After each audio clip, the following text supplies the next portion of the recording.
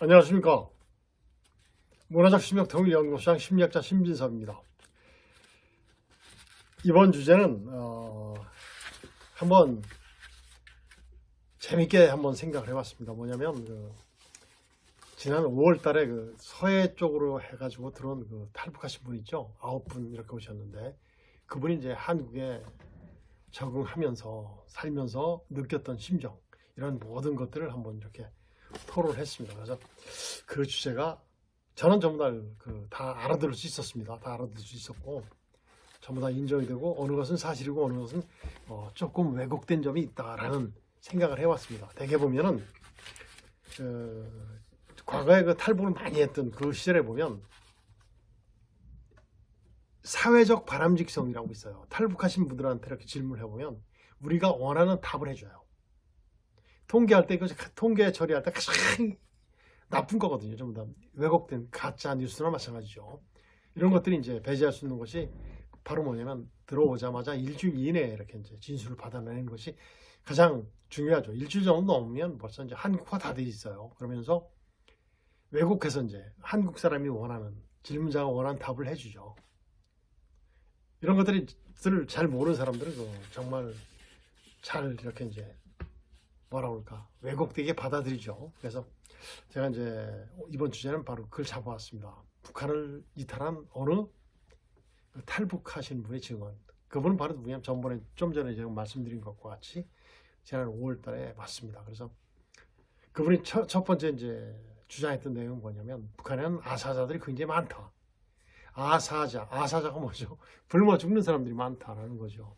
북한이 코로나 대유행으로 국경을 봉쇄한 뒤에 이제 식량난이 어떻습니까? 극심해졌겠죠. 굉장히 식량난을 겪으면서 굶어 죽어가는 국민들이 속출했다. 이런 것이 이제 그들의 그분의 이제 증언이에요. 실제 보면 그분의 증언이 맞습니다. 맞아요. 그다음에 코로나가 이제 한참 유행할 때 북한은 어떻습니까? 그 방역 수칙을 위반한 사람들은 어때요? 노동교화소에 보냈다고 그래요. 그리고 또 한국 문화 콘텐츠를 가지고 있는 공유자들은 공개 처형하는 등 통제 수위를 높여서 북한 주민들의 불안을 완전히 자극한, 완전히 불안에 만든 거죠. 그리고 불만이 높다고 이제 또 북한 여기 탈북하신 분이 또 그렇게 증언을 했어요. 그래서 이분을 인터뷰를 했겠죠. 어디에서 했냐면 영국의 BBC 방송이 12월 6일 날 했습니다. 해가지고 전부 다 그분하고 이제 1대1로 전부 다 이제 인터뷰했던 그 내용들을 토대로 해서 쭉 나온 건데 그 내용들을 바탕으로 제가 여러분들께 이제 말씀드리는 것이 되겠습니다. 5월 일가족과 함께 어선을 타고 서해로 탈북한 30대 김모 씨죠. 제가 이름을 안 밝히겠습니다. 인터뷰를 통해서 이제 북한의 코로나 이후의 상황이라든가 좀 전에 제가 말씀드린 그런 것들을 전부 다 이제 확인을 했죠. 그러면서 김 씨는 이제 뭐라고 그랬냐면, 김 씨? 그렇죠. 탈북하신 그분이 이제 임신한 아내, 뱃속에 이제 아기를 담고 갔겠죠. 그 다음에 이제 모친, 엄마죠, 엄마. 그 다음에 남동생 부부와 어린아이들, 일가족 9명. 뱃속의 아이까지는 10명이 되겠죠. 10명. 5월 6일 밤에 이제 어선을 타고 NLL, 서해 북방 한계선이죠. 넘어서 귀순을 했습니다. 귀순, 완전히. 이분은 바로 누구냐면 북한에서 꽤 활동을 많이 했던 분 같아요. 북한의 암시장에 물건을 내다 파는 일을 해서 생계를 유지했다고 그러죠. 또 이제 이분의 얘기에 따르면 북한의 주민들 통제가 굉장히 심해졌다. 북한은 이제 어떻게 통제를 했냐면 전 세계적으로 이제 코로나에 의해서 죽어가는 사람들을 계속해서 방송을 했겠죠. 그리고 방역 수칙을 철저히 준수하지 않으면 국가 전체로 번질 수 있다. 심지어는 어땠습니까? 우리 탈북자들이 보낸 전단에서 코로나가 옮겨졌다. 이런 얘기도 억지 주장도 한 적이 있지 않습니까? 그래서 이런 것을 봤을 때 더 그렇겠죠. 그래서 일부 주민은 방역 수칙을 위반했다는 이유로 노동교화소에 보내졌다. 강제 노역을 또 담당하는 거 있죠. 그다음에 감염 의심자가 나오면 그 마을 전체가 봉쇄됐고 독일 아니 중국도 그랬었죠. 그리고 어때요? 해당 지역 주민 모두가 격리돼서 먹을 것도 제대로 먹지 못하고 있다. 이런 것들 우리가 눈에 안 봐도 뻔히 아는 건데 정말 그 탈북하 신분의 그 입을 통해서 들으니까 그것이 사실이라는 것이 다시 한번 증명이 됐습니다. 그럼 이제 어땠습니까? 그 국경이 완전히 폐쇄되니까 어때요? 정말 식량 사정이 이제 더 급격히 나빠졌겠죠. 그랬을 겁니다. 그래서 이제 어떻게 됐겠습니까? 수입량은 줄어들고 가격이 급등하면서 모든 이들이 삶의 이전보다 훨씬 못하다는 것이 이제 느껴지니까 어때요? 불만들이 굉장히 많았겠죠. 특히 2022년 봄에는 어때요? 사정이 더욱 작년이죠, 작년. 악화돼서 굶어 죽는 사람이 많이 있었다. 작년도 4월에는 또 탈북하기 바로 전이에요. 두 명이 자기가 친하게 지내던 두 명도 아사했다라는 소식을 또 발표를 했습니다. 좀 더 증명을 했겠죠. 그럼 이제 북한이 이제 한국 문화 콘텐츠를 굉장히 강력하게 차단합니다. 왜 차단할까요? 한국의 문화 콘텐츠는 어때요? 굉장히 인간적이죠. 감성적이에요. 감성적. 그러다 보니까 전 세계에서 우리나라 드라마라든가 이런 것도 굉장히 많이 보지 않습니까? 그리고 K-팝이 어때요? 전 세계를 강타하고 있으니까 북한도 어떻겠습니까? 들어가겠죠. 특히 K-팝은 무의식의 노래를 부르기 때문에 어때요? 자유를 얘기해 주는 거죠. 이런 것들이 굉장히 중요한 역할을 합니다. 그래서 이제 보면 자기가 아는 사람이, 자기가 알고 있는 사람이 그 한국의 문화 콘텐츠를 소유하고 있다는 그 미명하에 어떻게 됐습니까? 22살 먹은 청년인데 전부 다 동네 사람들이 보는 가운데서 공개 총살을 시키는 것을 강제로 봐야 되는 거죠. 얼마나 겁주는 거겠습니까? 그리고 한국 노래 70곡과 영화 3편을 친구들하고 이제 공유했다는 이유로 본보기적 채용을 하는 거죠. 주민 모두 뭐죠? 겁먹는 거죠. 이런 것들. 이제 겁박 정치죠, 겁박 정치. 겁박 심리전이죠. 겁박 대내 심리전이겠죠. 자, 그 다음에 반사회주의 행동 단속반이 거리에서 주민들을 임의로 수색을 한다는 거죠. 그래서 주민들이 그들을 보고 뭐라고 하냐면 흑펼기라고 한대요. 인민들의 피를 빨아먹은 흑펼기, 그리고 모기라고 이렇게 부른답니다. 야, 모기 나타났다, 모기 나타났다, 이런 식으로. 야, 드라큘라, 흑펼기 나타났다, 이런 식으로 얘기를 한다는 거죠. 그래서 어떻게 됐습니까? 2020년 12월 최고인민회의 상임위원회 전원회의에서 한국 영상을 유포자를 사형에 처하고 시청자는 최대 15년 징역에 처하는 이런 것들이 뭐죠? 반동사상 문화 배격법을 제정해서 어떻게 됐습니까? 여러분들 전부 다 이미 알고 계신 내용들입니다. 그럴 수 있죠.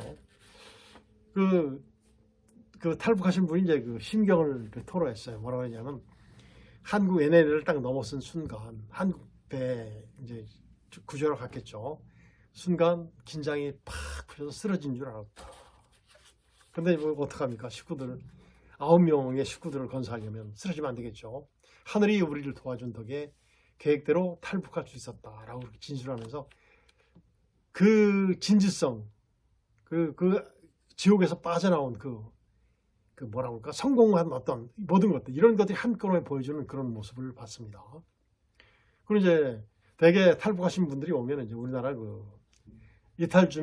북한 이탈주민 정착사무소, 옛날에 하나원이라고 했죠. 이런 데서 이제 계속해서 이제 한국 정착과 교육을 받죠. 이제 습성화시키는데, 금년도 10월 달에 출산도 했대요. 가족이 하나 늘은 거죠. 10명이 온 겁니다. 그런 경우도 있어요. 참. 정말 그분 참 잘하셨다는 생각이 들어요. 근데 한국에서 벌써 아파트도 분양받아서 같이 살고 있는데, 모친과 부인은 어때요? 한국 문화에 적응이 안 되는 거예요. 자기는 이제 상상을 하고 많이 이제 콘텐츠도 많이 봤고 한국 사람들이 문화가 어떻다는 걸 보니까 정말 한국은 맞거든요. 자기가 상상했던 것과 똑같은데 자기 부인과 어머니는 적응이 안 되는 거예요. 여기에서 뭐가 필요합니까, 여러분들? 문화적 심리적 통일 준비가 필요한 거죠. 필요한 거예요. 이런 것을 한번 다시 준비해 줬어요.